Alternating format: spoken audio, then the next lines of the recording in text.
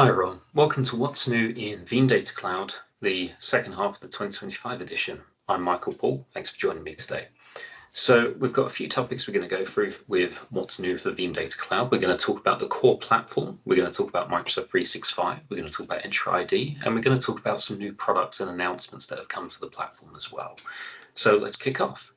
As I've mentioned, here are our core topics for today. And let's start with the core platform updates. So I'm going to show each of these new platform updates that I mentioned to you. So the first one is a new view, which is our dashboard view. It's a multi-workload, multi-tenant, effectively, for lack of a better term, dashboard that we're going to have a look at. We have our activity log as well. This is going to give us some insights into the backup session information, as well as quite a few different security elements. So let's go take a look at these. I'll just share the Veeam Data Cloud, and you'll see here that we've got our different services. Let's go into dashboard. So we can see from the dashboard, this is what I mentioned about different workloads and different tenants.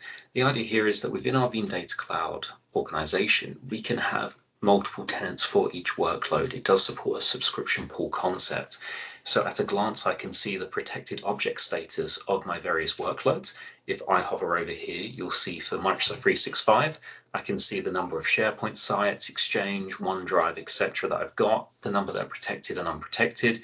You'll see this is broken down for each workload type as well. So with Entra ID, you can then see the data protection history as well. So across each day, how have I been doing against my backup jobs or schedules? So I can see if there's been any warnings, any errors, what objects are impacted. So I have an idea of how good I'm doing against that data protection posture. As I mentioned, I can filter this down. If I want to specifically just look at Entra ID, I can see that information. And if I wanted to filter that by different tenants, I can do so as well. If I head over to activity, you can see that backup session information, and we have a lot of different filter tools available. But the key thing I want to show you here is the audit log. If I go over to audit log, you can then see things such as who's been logging into Veeam Data Cloud. If I filter this down, you'll see there's additional insights such as if any RBAC roles have been added, changed, removed, if users are being created, if users are being deleted, if workload tenants are being created, updated, or deleted. So there's quite a lot of central tenant security information there that's available at a glance. Now, let's head back over and we're going to start talking about our second topic of today, which is going to be Microsoft 365. So here's the updates. Veeam Data Cloud Express is gaining new restore options. So within Exchange, you can restore to new folders, and from a OneDrive SharePoint perspective, you can create new sites, which is going to be incredibly useful when we're trying to see data and we don't necessarily want to roll back what we've already got there. Potentially we need to pull back from, say, a week or two ago, but we don't want to go back that far. Instead, we can do that restore and query that data out as a really easy use case. Next up, we've got Bring Your Own Key. This is currently in our limited preview. So at the moment, this is only for our premium customers. However, that will be expanding out after the new year as we make that generally available. We also have some multi-geo enhancements. So previously you could only onboard your tenant once within our EMEA group of regions, once within our EMEA group of regions, and once within our APJ group of regions.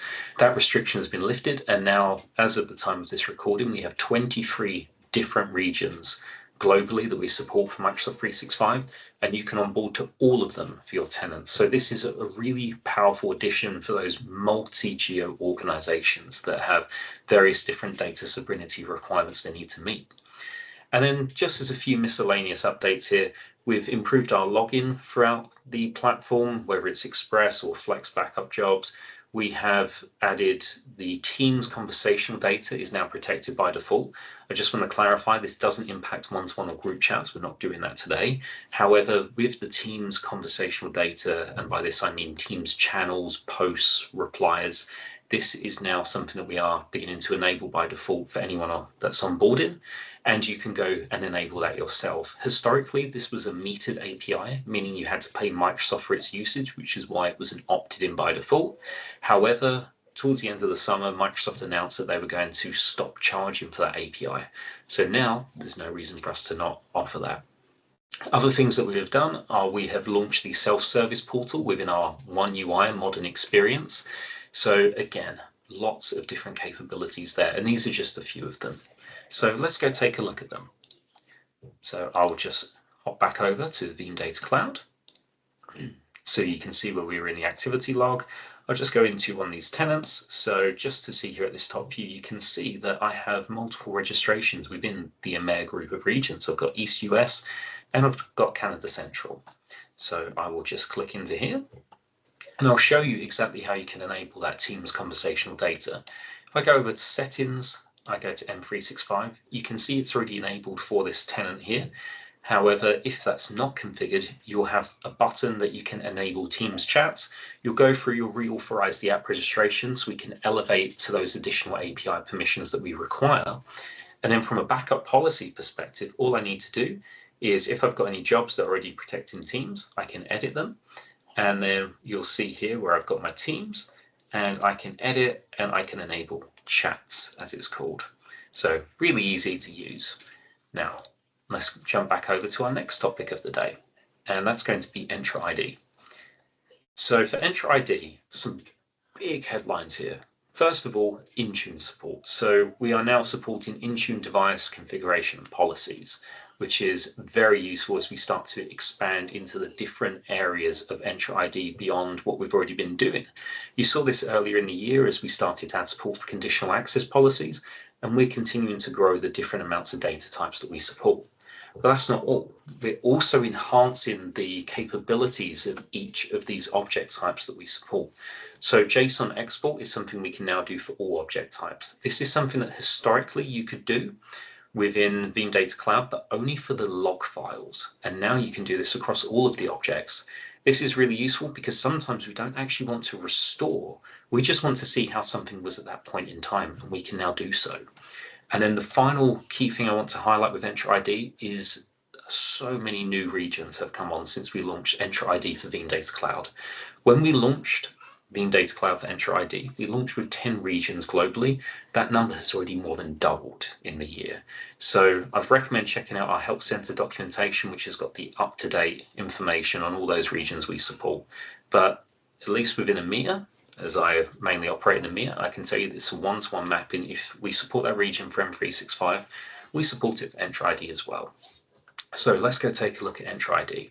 So we'll just share Veeam Data Cloud once more, and you'll see we go over to the Entra ID workload. I'll click in here.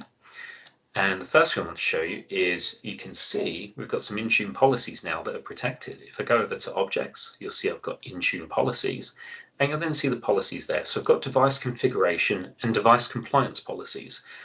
You'll also notice that I've got the export JSON button. Now, just to show you for any of the existing types, it's there. Whether I'm selecting a batch of users, whether I'm selecting an individual user, it's available across all of the different object types. And I simply choose what I'm after, choose to export. I can choose which point in time I'm interested in exporting. So again, I might not want to roll back a policy to 2, 3, 4 weeks ago, but I want to see what that looked like because maybe I'm now having issues. And this is where data reuse really starts to take on a new perspective. With Entra ID, there's no concept of rollback. So the ability to see historically how things are can help you with troubleshooting. If you have a user that now can't access resources and you can see that the policies being applied to them have changed or different policies are now being applied, those insights are really useful for that troubleshooting perspective. So it stops being just about recovery and it starts being about that resilience piece. So let's hop back over now. We've got a few final key headlines that I just want to give to you. So we'll start sharing that again. And now, new products and announcements. Some really cool things just to mention here. First of all, Veeam Data Cloud for Microsoft Azure is now within our One UI. We've offered protection for Microsoft Azure for a while now, but that has still historically sat within its own independent portal. Well, earlier this year, we brought it across into our One UI, we integrated it into our frameworks, and now we can offer that as part and parcel of the unified experience. And we also have enhanced a really key capability for Vault. So Vault being our backup storage as a service offering, historically only available on Microsoft Azure, it's now available within Amazon Web Services. And our VCSP offerings have been expanded as well. So now there's even more workloads that you can consume via Veeam Data Cloud as a VCSP. Okay. What I would just like to add is you don't have to wait for these videos as well. If you want to access the changelog yourself, scan this QR code. Don't worry as well, you can always have a look at the description on this video and you'll be able to jump straight to this URL. A cool trick for this as well is if you go onto that changelog, if you decide to filter it down maybe just by the workloads you're using today, maybe Microsoft 365 and Entra ID, if you then bookmark after selecting that, that stays in the URL. So when you go back to it, it's pre-filtered, ready to go. Now, those are just some of the key things we've been working on. This isn't an exhaustive list, but it's just some of the key highlights to let you know what we've been working on. Thank you for your time watching today, and see you in the new year.